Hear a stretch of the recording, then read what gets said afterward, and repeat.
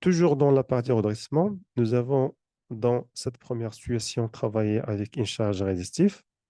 On va essayer maintenant de travailler avec un autre type de charge, c'est une charge inductive.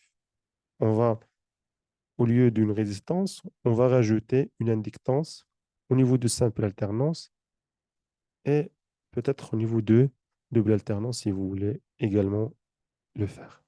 Je commence par la partie simple alternance. Dans le simple alternance,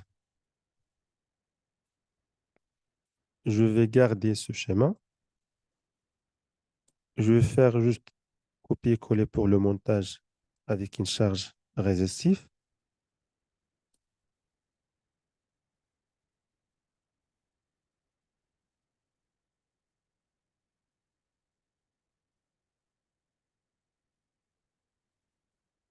Au lieu de la charge résistive, je vais changer ici avec une charge RL.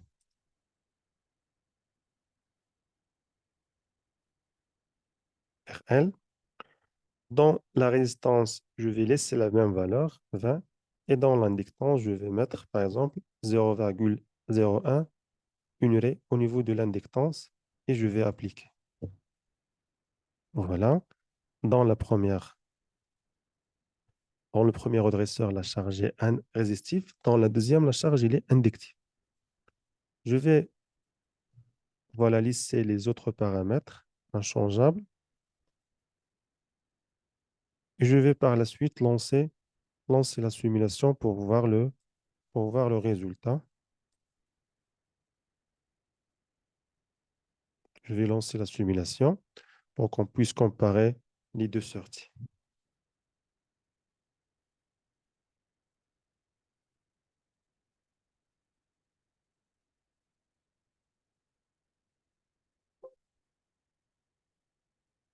Voilà en ce qui concerne la sortie.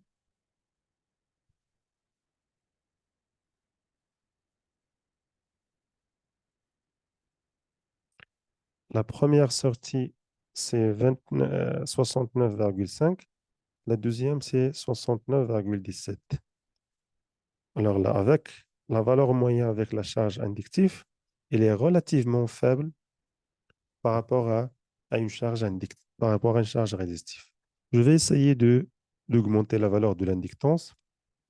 Au lieu de 0,01, je vais mettre 0,1 unité. OK? Je vais relancer la simulation.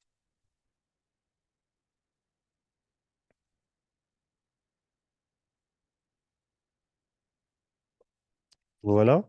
Actuellement, la valeur moyenne avec une charge inductive devient très faible d'une façon remarquable par rapport à la première avec une charge résistive. On va maintenant essayer d'analyser les signaux de sortie. Je vais cliquer sur le scope pour voir les signaux de sortie. Donc, nous avons toujours l'entrée. L'entrée, c'est inchangeable parce qu'on n'a pas voilà, modifié le signal de sortie. Nous avons le courant et nous avons la valeur de le signal de tension.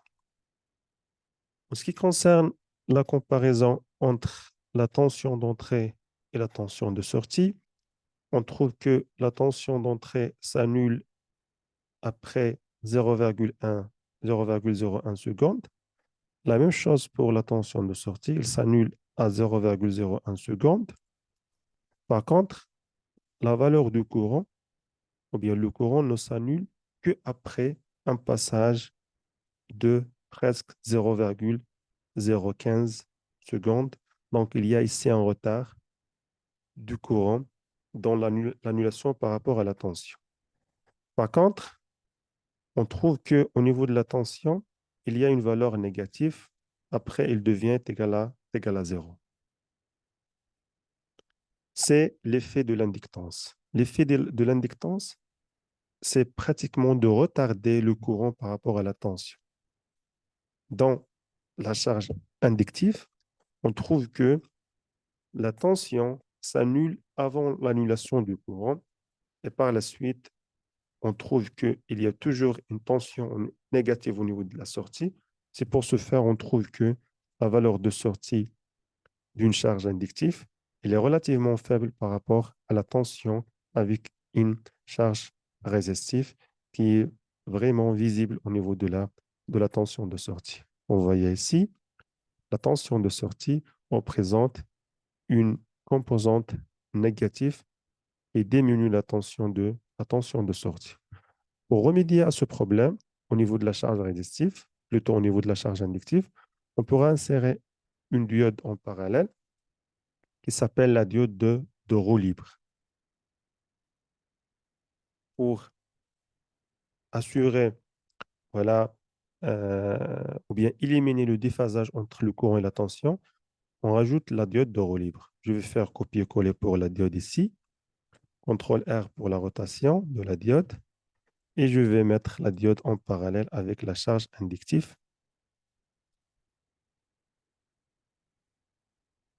Je vais relancer la simulation. Voilà, vous pouvez remarquer ici les valeurs 69, 51. Donc, après la modification, je vais voir le résultat.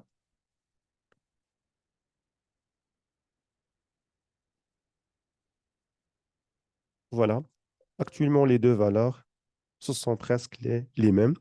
Je vais repartir vers les courbes pour voir les modifications au niveau du courbe. Voilà, on trouve que l'annulation du courant et de tension, c'est toujours après 0,01 secondes. Vous trouvez ici que la forme du courant a été modifiée sous l'effet de la diode de roue libre pour respecter et pour annuler le déphasage entre le courant et la tension.